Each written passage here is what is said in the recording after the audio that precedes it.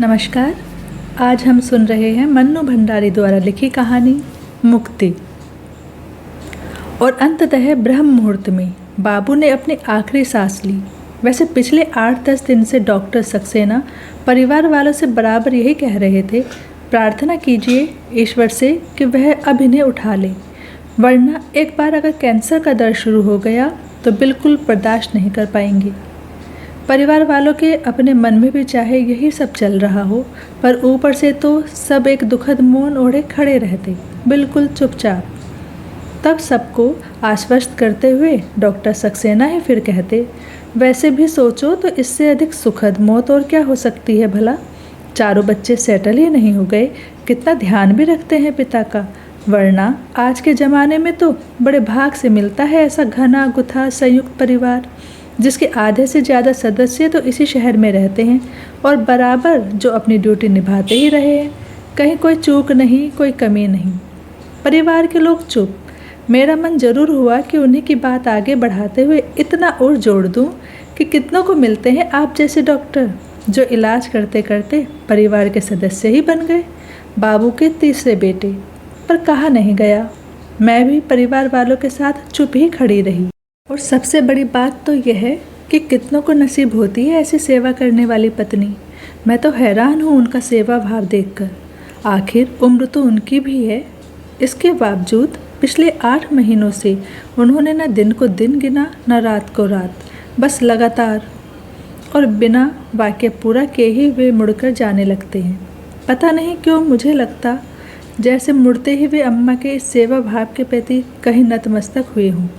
और मैं सोचती कि चलो कम से कम एक आदमी तो है जिसके मन में अम्मा की इस दिन रात की सेवा के प्रति सम्मान है, वरना परिवार वालों ने तो इस ओर ध्यान देना ही छोड़ दिया है। बस जैसे वो करती हैं तो करती हैं।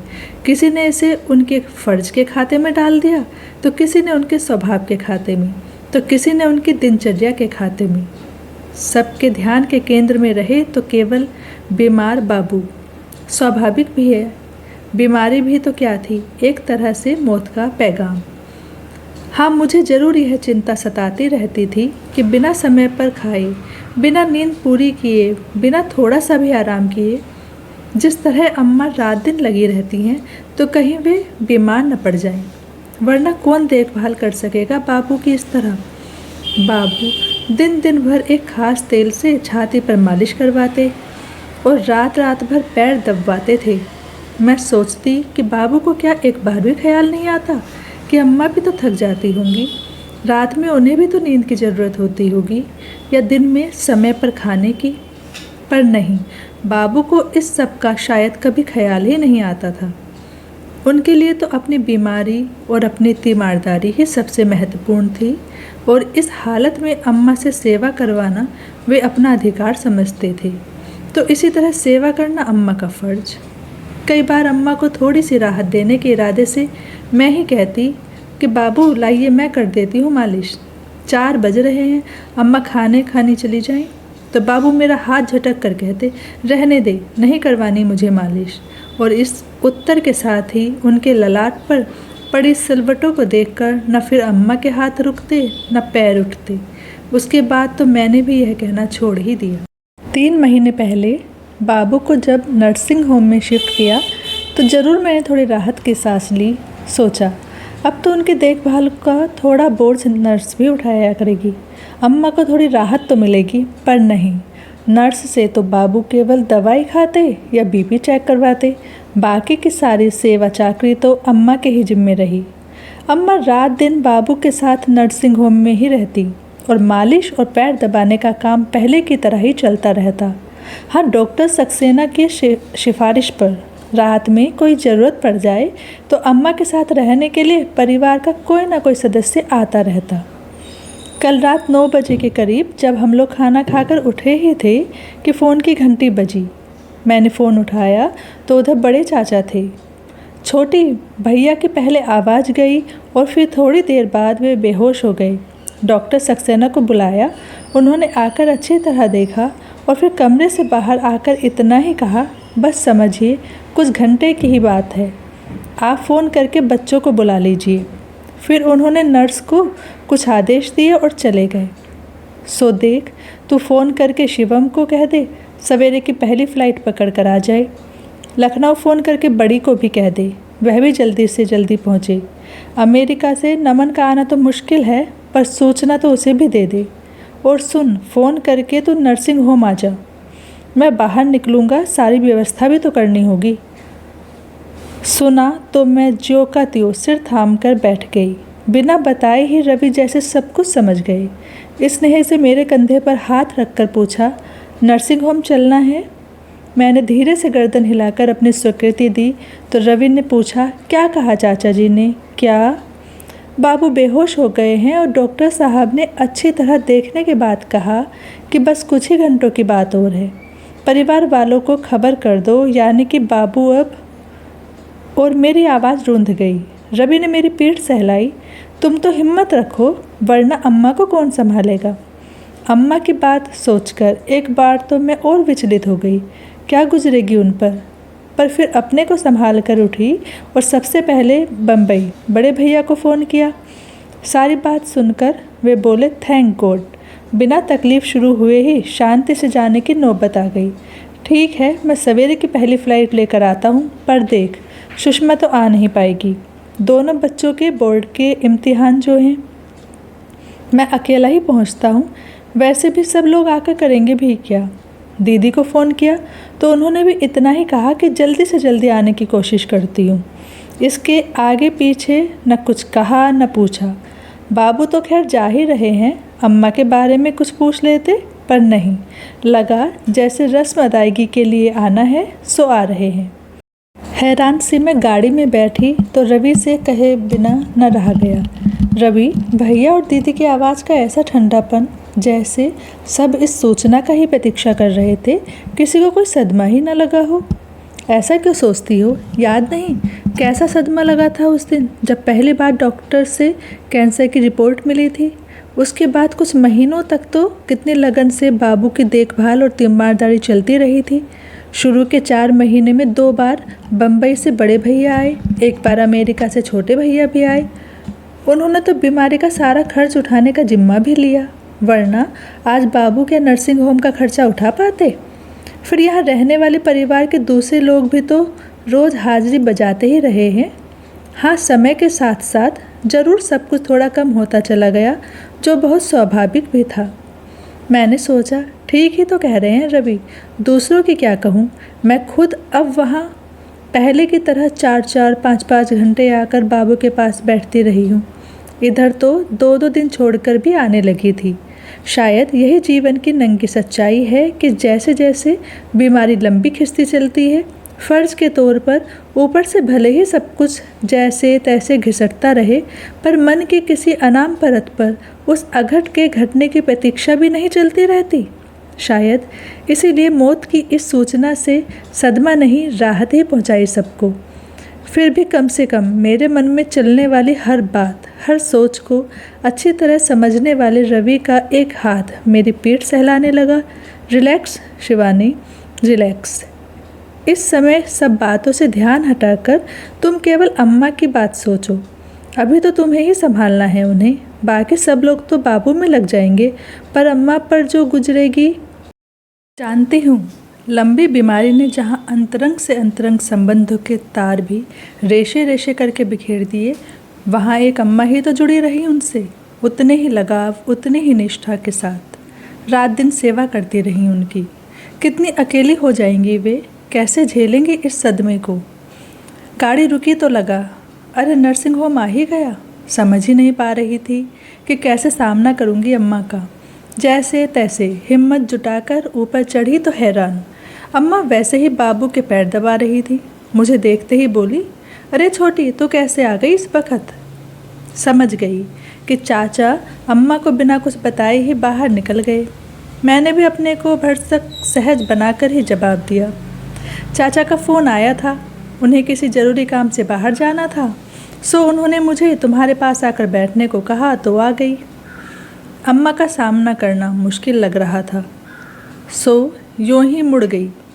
सामने टिफ़िन दिखाई दिया तो पूछ बैठी, 12 बजे तुम्हारे लिए जो खाना भिजवाया था खाया, या हमेशा की तरह टिफ़िन में ही पड़ा है? कैसी बात करे है छोटी, कितने दिनों बाद तो आज ऐसी गहरी नींद आई है इन्हें। पैर दबाना छोड़ दूंगी तो जाग नहीं जाएंगे, और जो जाग गए तो तू तो जाने है इनका गुस्सा। देखा नहीं कैसे लाते फटकारने लगे हैं ये। सो दबाने दे मुझे तो तू, खाने का क्या है, पेट में पड़ा रहे या टिफ़िन में, एक ही बात है। कैसा तो डर बैठ गया है अम्मा के मन में बाबू के गुस्से का, कि उन्हें सोता जानकर भी वे पैर दबाना नहीं छोड़ रही। पिछले कई महीनों से यही तो स्थिति हो गई है उनकी, कि खाना टिफ़िन में पड़ा रहे या पेट में, उन्हें कोई फ़र्क नहीं पड़ता। और इस सब के लिए उन्होंने न कभी कोई किसी से शिकायत की न गुस्सा। गुस्सा करे भी तो किस पर? गुस्सा करना नहीं, बस जैसे गुस्सा झेलना ही नियति बन गई थी उनकी। आश्चर्य तो मुझे इस बात पर हो रहा था कि इतनी अनुभवी अम्मा को क्या ये बिल्कुल पता नहीं चल रहा कि बाबू गहरी नींद में नहीं बल्कि बेहोशी की हालत में पड़े हुए हैं। क्या 8 महीने की लंबी बीमारी ने भूख नींद के साथ साथ इनकी सारी इंद्रियों को भी सुन कर दिया है।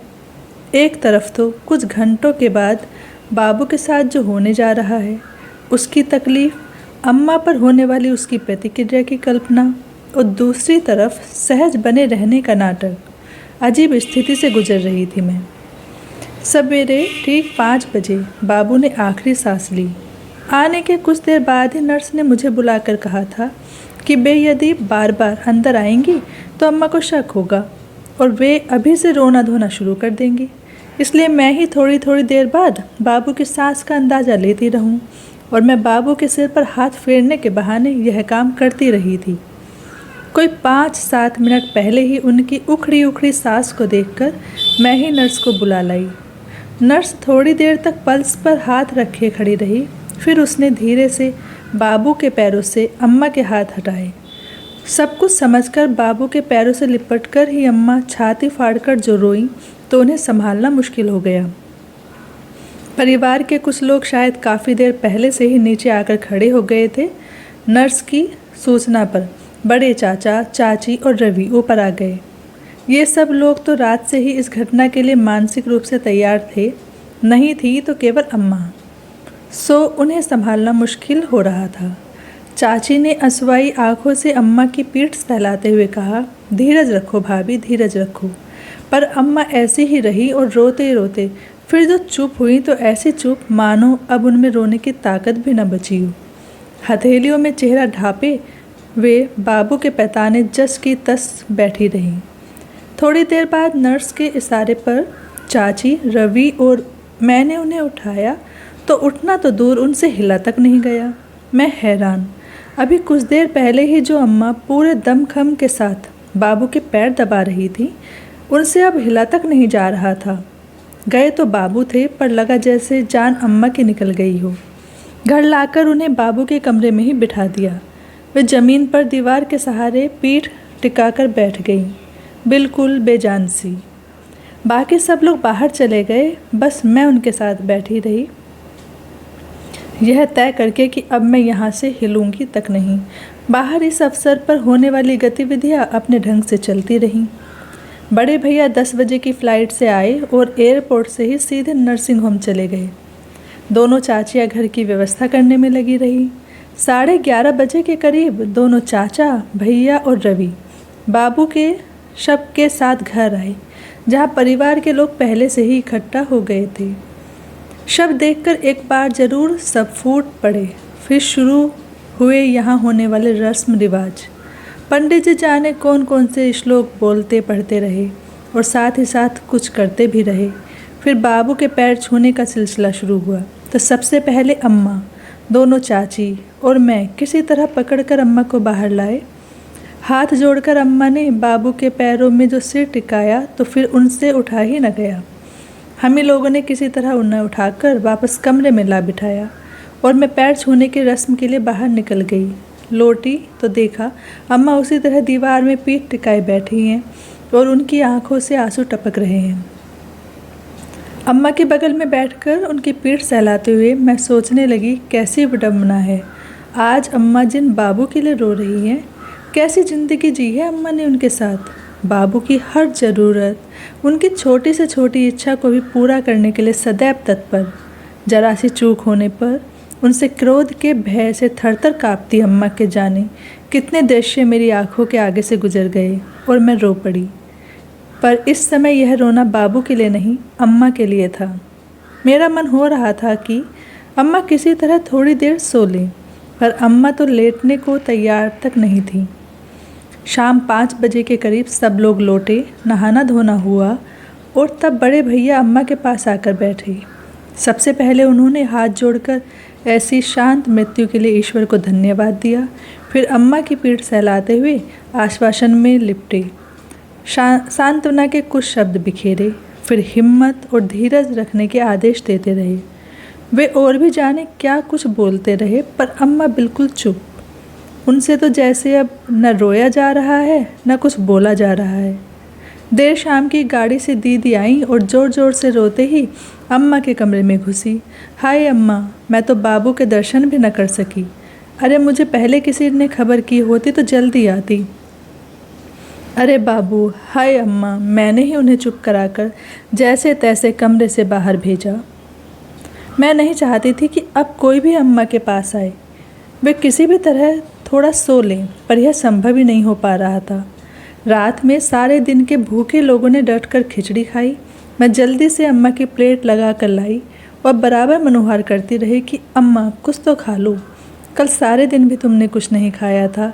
पर अम्मा न कुछ बोली न खाया। मेरे बराबर आग्रह करने पर उन्होंने बस किसी तरह हिम्मत करके मेरे आगे हाथ जोड़ दिए। उनके इस नकार के आगे तो फिर मुझसे न कुछ कहते बना न खाते। दूसरे दिन सवेरे 10 बजे के करीब मातम पुरसी का सिलसिला शुरू हुआ। पुरुष लोग बाहर बैठे रहे थे तो स्त्रियां भीतर के कमरे में। सारी औरतें एक तरफ और दूसरी ओर घूंघट काढ़े घुटनों में सिर टिकाए अकेली अम्मा। औरतों में शुरू में थोड़ा रोना गाना चलता, फिर इधर उधर की बातें। कोई बाबू की लंबी बीमारी की बात करता तो कोई उनकी हिम्मत की तो कोई उनके धीरज की। नौकर के इशारे पर मैं आने वाले के लिए पानी की व्यवस्था करने रसोई में चली गई। पानी की ट्रे लेकर बाहर गई तो हर आने वाला परिवार वालों को सांत्वना देते हुए जैसे यही कहता, अरे भाई, यह उनकी मृत्यु नहीं समझो, उनकी मुक्ति हुई। बड़े भागवान थे जो ऐसी जानलेवा बीमारी के बाद भी ऐसी शांति से चले गए। यह तो उनके पुण्य का प्रताप ही था कि ऐसे शुभ मुहूर्त में प्राण त्यागे। कितनों को मिलती है ऐसी मौत। तुम्हें संतोष करना चाहिए कि न कोई तकलीफ़ पाई न दर्द झेला, बस इस जी के जंजाल से मुक्त हो गए। हे परमात्मा, उनकी आत्मा को शांति देना। खाली गिलासों की ट्रे लेकर मैं फिर रसोई में आई तो बाहर से हड़बड़ाती हुई सी दीदी आई। छोटी अम्मा क्या वहाँ बैठी बैठी सो रही हैं? ये तो गनीमत थी कि मैं उनके थोड़ा पास ही बैठी थी, सो मैंने उनके हल्के हल्के खर्राटों की आवाज़ सुन ली। पता नहीं किसी और ने भी सुना होगा तो क्या सोचा होगा। उस समय तो मैंने ज़रा पास रखकर उन्हें जगा दिया, पर उनसे तो जैसे नींद के मारे बैठा भी नहीं जा रहा है। तू चलकर बैठ उनके पास और संभाल, वरना फिर वह कहीं। अम्मा सो रही हैं। मैंने तुरंत ट्रे रखी और कमरे में आई। वहीं बैठी छोटी भाभी को इशारे से बुलाया और उनकी मदद से पास वाले कमरे में लेकर उन्हें पलंग पर सुला दिया और धीरे धीरे उनका सिर थपकने लगी। देखते ही देखते वे सचमुच ही सो गई, शायद एक गहरी नींद में। थोड़ी ही देर में फिर दीदी आई और यह दृश्य देखकर हैरान भन्ना कर बोली, ये क्या किया तूने?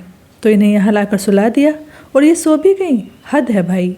बाहर तो औरतें इनके मातम में शिरकत करने आई हैं और ये यहाँ मज़े से सो रही हैं। कल बाबू गुजरे और आज ये ऐसी। दीदी, मैंने उन्हें वाक्य भी पूरा नहीं करने दिया। आप नहीं जानती पर मैं जानती हूँ।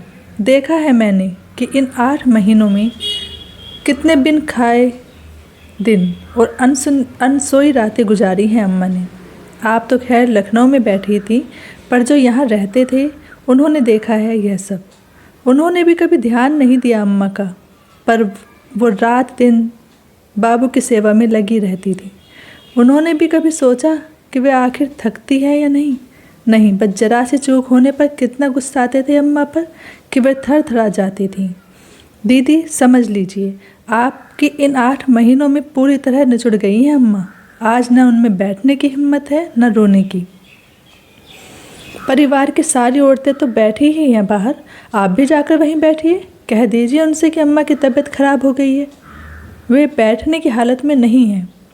मेरी बात, मेरे तेवर देखने के बाद दीदी से फिर कुछ कहते तो नहीं बना, बस इतना ही कहा, हम तो बैठ ही जाएंगे पर, और वे निकल गईं।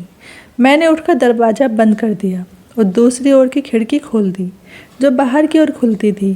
खिड़की खोलते ही बाहर से आवाज़ आई, यह दुख ही की नहीं तसल्ली की बात है बेटा। याद नहीं डॉक्टर साहब ने क्या कहा था? भगवान ने आखिर इन्हें समय से मुक्त कर ही दिया। मैंने घूमकर देखा कि अम्मा इनकी आवाज़ से कहीं जग तो नहीं गई, पर नहीं, वे उतनी ही गहरी नींद में सो रही थी, एकदम निश्चिंत। इसी तरह की अच्छी स्टोरी सुनने के लिए चैनल को लाइक, शेयर और सब्सक्राइब ज़रूर करें। Thank you.